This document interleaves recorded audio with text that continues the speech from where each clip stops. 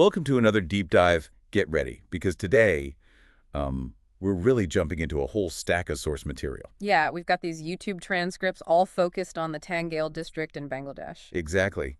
And they cover, well, pretty much everything basics: geography, history, the culture, key places. It's quite a lot. The sources really dig into it. So our mission, like always, is to sift through this together. We're going to pull out the really key insights, the interesting bits, the stories, basically give you a shortcut to knowing Tangail. Sounds good. Where do we start? The basics. Yeah, let's lay the foundation. So first up, Tangail is a district in Bangladesh. Pretty straightforward. Right. And the sources give us some numbers. Area is about 300 and 414 square kilometers. Well, One source even says 300 and 414.35. Very specific. okay, and population? Around 38 lakh. 38 lakh, which is, for people maybe not familiar, that's 3.8 million, right? Exactly. A lakh is 100,000. So yeah, 3.8 million people. Significant size. And location-wise, it's not too far from Dhaka, is it?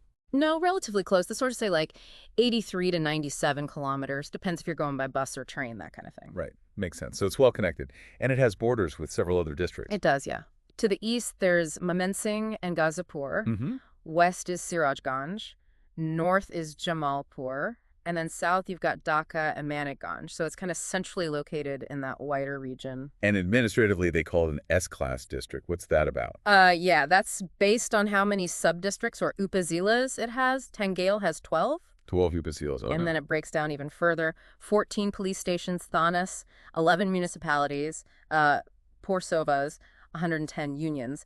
And get this, 2,742 villages. Wow, that's a lot of villages. Really paints a picture of the administrative structure. It does. And geographically, it's not just lines on a map. The sources stress it's a, quote, river agricultural region. Ah, the rivers. Which ones did they mention? The Jamuna, Dhaleshwari, Barang, Lohajang, and more Atre, big important rivers flowing or nearby. So yeah, water and farming are key.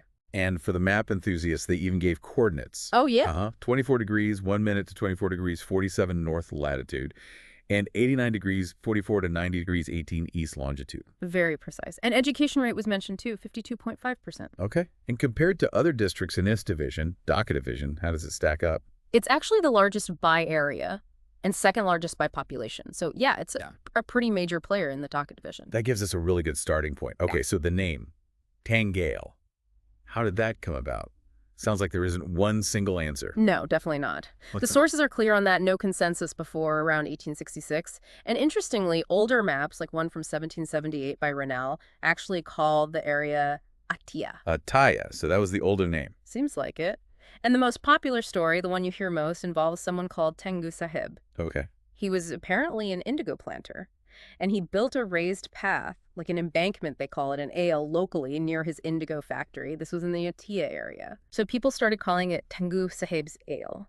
And the theory is, over time, that just sort of morphed into Tangail. You know how names change? Yeah, that sounds plausible. Like a folk etymology. Yeah. But there was another theory mentioned too, right? Something about ton or tan and ale. Right. This one looks at the words themselves. Ton might be French for high. Or maybe tan is a local word for high, apparently still used. Okay. And ale is that raised path again, or maybe a field boundary? Exactly. Or another angle is that ale was used by local non-Aryan groups to mean residents. And the area does have higher ground, hills, and also lots of agricultural land. So the name could literally mean something like high place near the fields? Or maybe bamboo houses on high ground near fields. Something like that, yeah. Maybe related to living in high bamboo houses tong near the fields ale. Or just highland, tan plus agricultural land ale. Lots of possibilities built into that theory. Interesting. But what everyone seems to agree on is that the name Tangail really took off only after the administration moved there. Precisely. The subdivision headquarters moved from Ashia to Tangail town in 1870. And that's when the name Tangail became prominent. Okay, so the name follows the administrative importance. Yeah. Which leads us right into that journey. It wasn't always its own district? No, definitely not. For ages, it was just part of the huge Mymensingh district. Back in the Mughal era, it was known as Atia Pargana, like a county. And it stayed a subdivision, a mahakuma, for a long time. Yeah, within Mymensingh, right up until 1969. But that key step was the move of the headquarters in 1870, November 15th. from Atia to Tangail town. And they named the first administrator there. Yep, Mr. Brahmnath Sen. He was the first subdivisional administrator based in Tangail. So the town starts growing in importance. But becoming a full district, that took a while longer. Lots of proposals. Oh yeah, it was a long haul.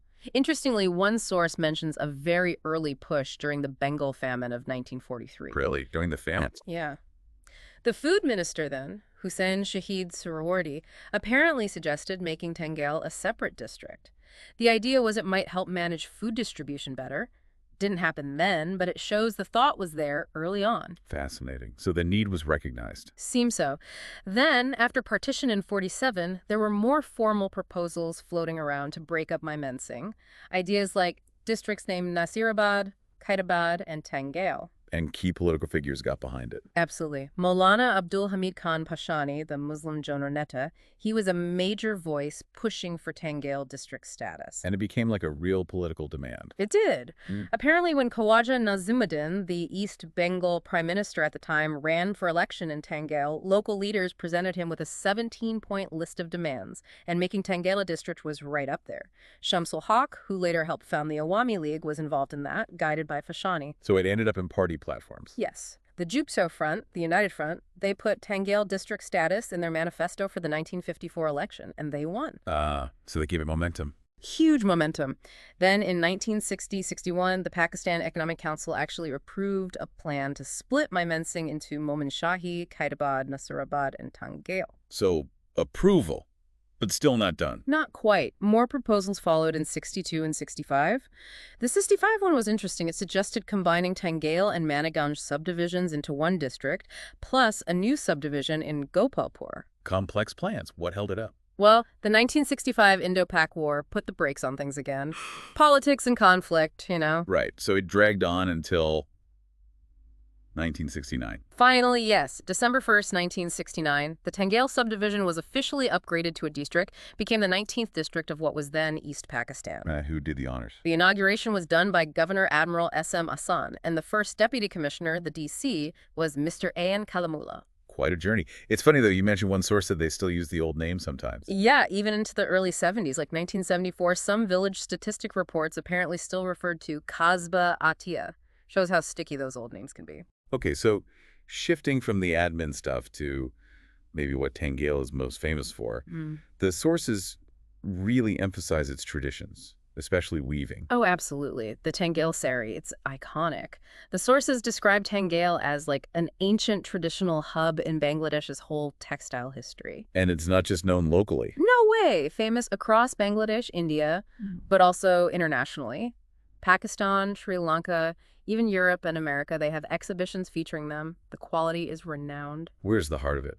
Are there specific weaving areas? Yes, definitely. They mention several villages that are basically the capital of the Saree industry. Places like Patrail, Nalshada, Bajitpur, Gozaria, Beltia, Mogra, Dalia, and one called Shaligram is specifically named. And are they still made the old way? Mostly, yeah. Handlooms are key. The sources say historically it was mainly Muslim weavers, but now it's weavers from all backgrounds keeping the tradition alive. What kinds of sarees are they making now? Still the traditional Tangail style? Those, yes. But also Jamdani and Benaroshi styles are apparently big in production now, too. Using cotton, silk, sometimes blends. Right, and the prices sounded like they vary wildly. They really do.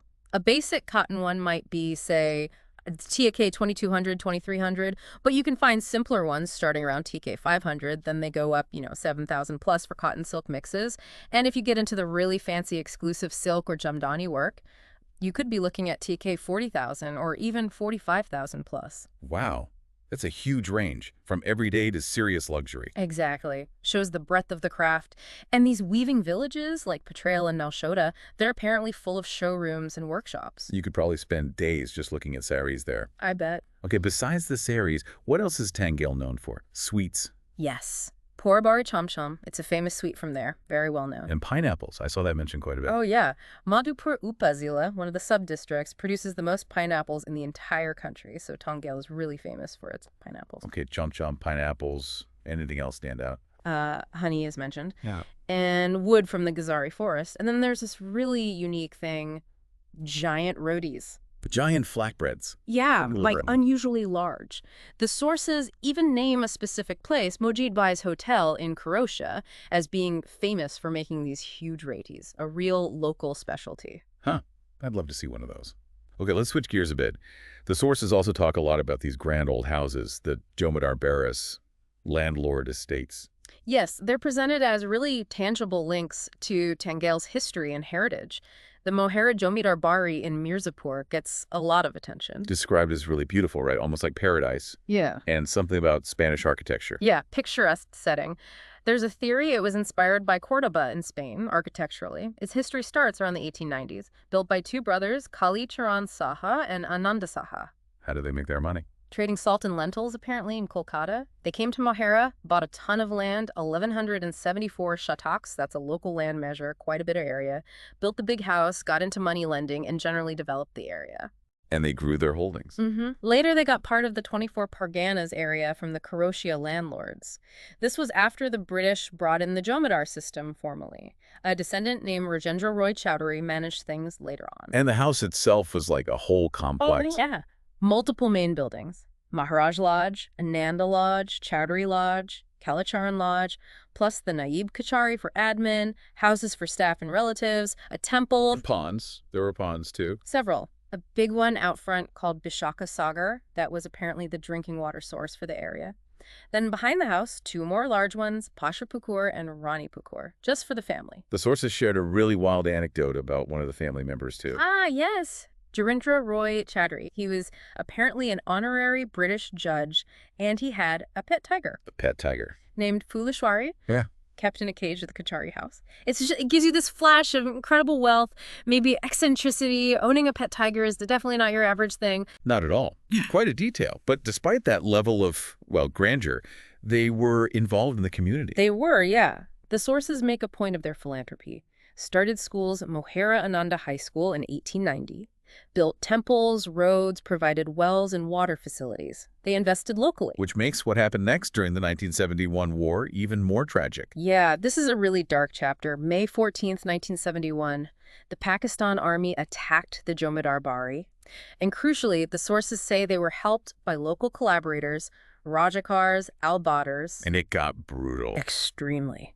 They recount how Jamgaya Roy Chowdhury, a daughter-in-law, was lined up behind the temple with 5 villagers, named as Bimal Kumar Sarkar, Kumar Chakraborty, Atul Chandra Saha, Noai Bonik. One was a primary school teacher. Oh, God. They were all shot and killed right there. Other family members apparently saw it happen while hiding. Horrifying. Just awful. That same night, the rest of the family fled, escaped down the Lohajang River, had to leave everything property, belongings, took only the clothes they wore, and, the sources mention this detail, a handful of soil from their land. And they never came back. Never returned. Their fate is unknown, according to the sources. It's such a powerful, sad story, especially given all their earlier contributions to the area. Total devastation. So what happened to the building? The Mohera Jomidar Bari? It was abandoned, obviously. Then in 1972, the government turned it into a police training school. Still is, I believe. Can people visit it now? Yes, it's open for visitors. There's an entry fee, around 100 taka, children under 5 free. They mention a small museum, but sadly no original artifacts. Those were looted during the war. So you can see the buildings, but maybe not go inside everywhere. Right, you can see the exteriors, some interiors. They've also added things like a small kids park, a canteen, even a guest house for overnight stays. And it gets used for picnics, film shoots. So it has a new life, but layered on that tragic history. Okay, let's talk about the Karachi Jomidar Bari. That's another major one. In Tangail Sarees, Upazila. Yes, right on the bank of the Croatia River. This one's linked to the Pani family, founded by Shahada Ali Khan Pani, who was like the 11th generation of the family there. But the sources really focus on one particular descendant. Yeah, Wazd Ali Khan Pani, the 13th generation. He's a huge figure, known as a philanthropist called Atia Chand, the Moon of Atia. And he stood up to the British. Big time. He was active in the non-cooperation and Khilafat movements, actually got imprisoned for it, 1921 to 22. The sources say his portrait is even in the London Museum, labeled one who defied the British. Wow, that's quite the legacy. What did he do after prison? Poured his energy into social and educational work. Founded Shahadat College in Croatia in 1926, named after his ancestor. Also started Rukia Senior Madrasa, MH Institution School and College, a charity hospital, really built up the community's infrastructure. And he did something specific with his property. Yes, in 1926, he dedicated all his property and his house as waqf. Which means, It's like a permanent endowment for public benefit, usually religious or charitable. So he essentially gave it away for the community's good forever. what's the architecture like? Described as a mix of Mughal and something called Soinik style, which apparently means sort of military or functional, maybe grand, but also practical. Interesting. And can people visit this one easily? Like Mohera? It's a bit trickier. Descendants of the Pony family still look after it. One source actually interviewed a descendant, Murshid Ali Khan Pani Tipu. He's a former MP. Oh, what did he share? Memories from his childhood there, talking about elephants, horses, tom-toms, those horse carriages, palanquins, hunting. Really gives you a feel for that lost aristocratic world. But access now is limited. Yeah, they restrict public entry now, basically to stop damage to the property. But the sources suggest you might be able to get permission if you contact the caretaker. They even give a phone number, 017603860, so maybe possible with arrangement. In what parts of the estate did they mention specifically? The main building, of course, Ruki Mahal parts are renovated, has interesting architecture below ground. There's a watchtower Waisd Ali Khan Pony used to spot the Eid moon from. Sadly, some ponds and gutless bathing steps are in bad shape. Mention of staff rooms, a defunct fountain. It's also been used for film shoots. And a family graveyard. Yes, near the old mosque. Waisd Ali Khan Pony and his wife Rukia Khanum are buried there. Masood Ali Khan Pony, too. Generations of history right there. These Jomidar Barris are clearly so important to Tangail's identity, and there were others mentioned briefly too. Yeah, just quickly. Pakuchia, Deldwar, Santosh Jomidar Barris, and Dalapara Chowdhury Bari. Hints at a landscape once dotted with these estates. Okay, shifting focus again, but equally vital, Tangail's role in the 1971 Liberation War. The sources really stress its importance. Oh, absolutely. It was a major center of activity. And the name that comes up repeatedly is Bongo Bear hero of Bengal, Kaider Siddiqui. He led a local resistance group. Exactly. The Kaderia Bahini. A guerrilla force he organized, and they were apparently incredibly effective against the Pakistan army in the Tangail region. Hugely significant contribution. Do the sources give specific examples of their actions? They do. There was the Battle of Kalihadi Upazila. The Kaderia Bahini fought there with Indian allied forces. Big fight. The numbers cited are striking. 370 Pakistani soldiers killed, over 100 injured, nearly 600 captured. Wow. A major success for the freedom fighters. But the war obviously had its horrors too. Terribly so. There's a mention of a tragic incident, December 13th, in Sarangpur, Nagarpur, Upazila. Pakistani forces killed 7 members of just one family. Just brutal. Any other key engagements mentioned? Yes, one at Matakandi in Gatail, Upazila. Freedom fighters under Habibur Rahman Bir Bikram attacked a Pakistani ship loaded with weapons and ammo. After a fight where 30 Pakistani soldiers died, they captured the ship. A big strategic win. And the legacy of the war is physically present too. Yes. Mass graves, Gunakabor, were found in 4 places. Nordpur, Mirzapur, Gopalpur, Boyapur, and killing fields Budobhumi in Mirzapur and Gopalpur. These sites are stark reminders of the cost of liberation. So as we start to wrap up this deep dive, the sources also gave us a list of notable people from Tangail. Quite a diverse list. It really is. Shows the district's impact across many fields. Who stands out? Let's run through some names. Well, politically, you have Maulana Abdul Hamid Khan Pashani, the Muslim Janonetta, Principal Ibrahim Khan, educationist, social worker, politician, author, philanthropist, Justice Abu Saeed Chowdhury, former president of Bangladesh, Abdul Latif Siddiqui, Shamsul Haq, a founding general secretary of the Awami League, and of course Kader Siddiqui, the Bir Adam freedom fighter we just talked about. Anyone from, like, unexpected fields? Yeah. Protol Chandra Sarkar, the magician, internationally famous. That was a surprise. Definitely. Then there's Waisd Ali Khan Pony, the landlord who defied the British. Muhammad Bayezid Khan Pony, founder of Hezbut Tahid. Renata Prasad Saha, another major philanthropist. Other politicians. Khandakar Asaduzaman Khan, Abdus Salam Pintu. And the Pani family's political legacy is highlighted too. Khurram Khan Pani, Chief Whip Ambassador. Humayun Khan Pani, Deputy Speaker. Waisd Ali Khan Pani II, Deputy Minister. And the former MP Murshid Ali Khan Pani Tipu we mentioned earlier. And arts, culture, sports. Mamunur Rashid, the dramatist and actor. Manna, the film actor. Arfan Nisho, another popular actor. Simon Raza, a national football player. Bilal Khan, the singer, and they even mention actor Naim is related to the Pawnee family. So yeah, talent across the board. It's quite a list. And finally, the sources just rattled off a bunch of other interesting places or attractions in Tangail. Yeah, beyond the big ones we focus on, there's clearly a lot more. Wanted to just list a few that caught your eye. Sure, there's the Atia Mosque, Jolchatra and Arshat, Mokna Jomedar Bari, Pakula Mosque, Nagarpur Chowdhury Bari, Sagardidi, that's a big tank or pond, Pragata Rubber Garden, Gupto Brindaban. The place known for the Porbari chomchom sweets. Right. Puri Dalal, the huge Jamuna Bridge or Bangabandhu Bridge, Donbari Mosque, that really unique 201 domed mosque in Gopalpur, Adam Kashmiri's Mazar Shrine, Madhupur National Park. Resorts, too, like Bangabandhu Bridge Resort and Alenga Resort. Yep. Thambari Nawab Manjil, Shabnobilash Zoo, DC Lake, Faratiswari Homes.